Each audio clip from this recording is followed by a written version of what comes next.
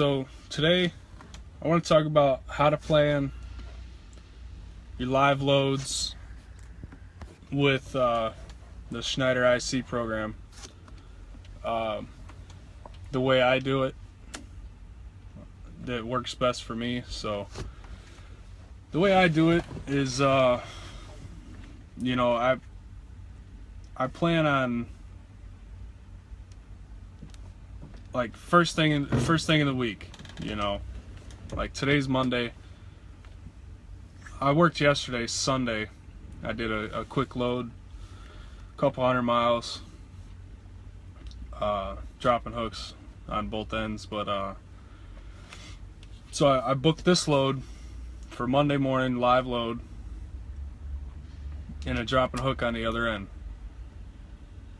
Now, when I booked it, before I booked another load for today, because I've got 2 loads today, I'll probably end up with a little over $1,400 in revenue for today. Between this pickup, 163 miles, it's paying like $640 some dollars.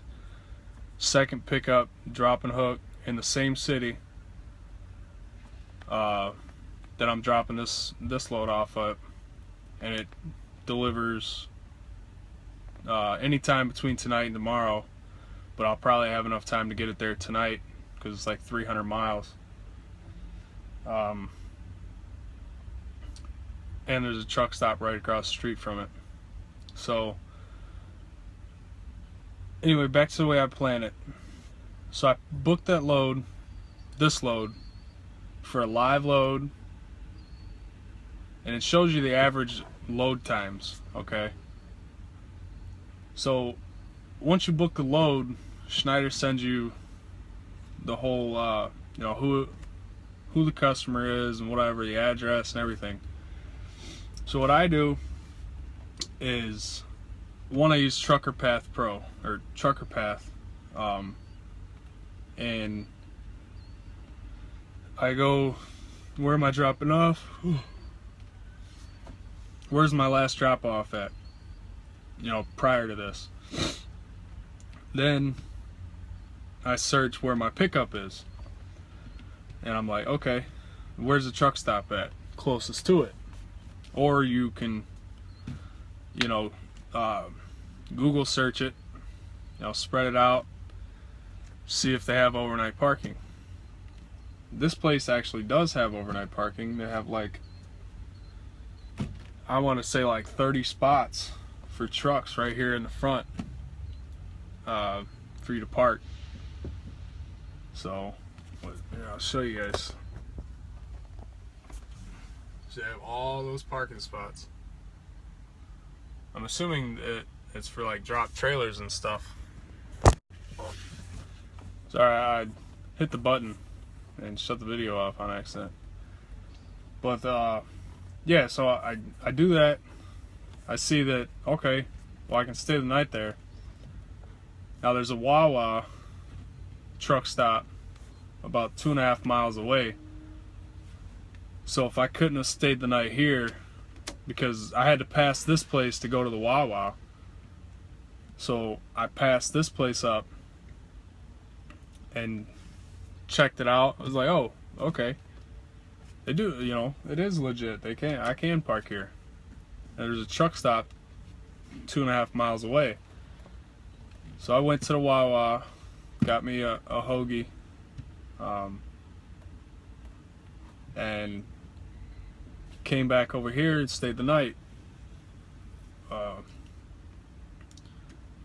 So it works out good because now I don't have to drive, 30 miles, 5 miles, 10 miles, whatever, to get to my pickup. And then, the whole thing with the 14-hour rule and stuff like that, and your drive time. If you got to drive 30 miles to come to this place, then you got to start your clock to drive all that time, you may not be able to pick up another load, because this is a short load. So 163 miles, it may take 3 hours maximum drive time. depending on traffic. So yeah, so then you do that, then you go from there. You know, you pick up your next load and see if you can plan in another load. You know, I typically try to do 2 loads a day. I've got 2 loads a day all the way from today till Thursday. I've got 8 loads that I've got to do. Now the last one on Thursday, actually both of them on Thursday don't have to deliver until Friday, you know, and they don't have to be picked up until Friday, just in case, you know, I start falling back. And the only reason why I booked them was because, one, they get me back to the house for my daughter's birthday, and 2, they pay well over $2 a mile dropping hooks on each end. So yeah, I've been to the customers, you know, a bunch of times, because that's the route I take to go home. It delivers 20 miles from my house, you know, so whew. Man,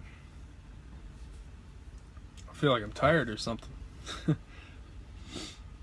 anyway, yeah, after you book your load, you know, instead of going on there, click, click, click, click, click, you know, booking loads, book the load, find out exactly where it's going, you know, where it's picking up at, do a search on it, see it, you know, see your travel time. You got to plan this out, man.